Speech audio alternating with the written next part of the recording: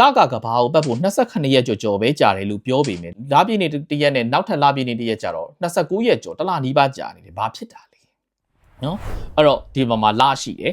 အဲ့တော့လင်းတဲ့ချမ်းကကဘာကိုမျက်နှာပြုထားတယ်ဆိုတော့ဒါလပြည့်နေ့ဖြစ်တယ်နော်အဲ့ဒီလစပြီးတော့ရွေ့လာပြီဆိုရင်လဆုပ်ဖြစ်သွားမယ်လကွယ်ဖြစ်သွားမယ်ပြီးရင်လပြန်ဆန်းသွားမယ်ပြီးသူ့နေရာကိုပြန်ရောက်သွားတဲ့အချိန်မှာလပြန်ပြည့်ပြီလားဆိုရင်တဲ့မပြည့်သေးဘူးတဲ့နော်ဟာဘာဖြစ်တာလဲအဲ့ဒီလိုတပတ်ကြီးပတ်သွားဖို့အတွက်ကျွန်တော်ခုနကပြော29ရက်ကျော်ကြာတဲ့အချိန်မှာ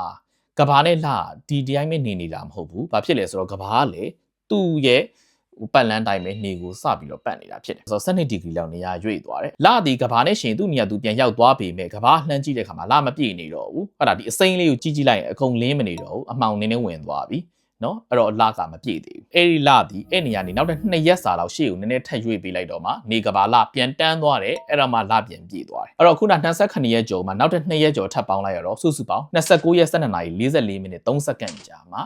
နောက်တစ်ခါနောက်ခေါက်လတိတင်းပြန်ပြည့်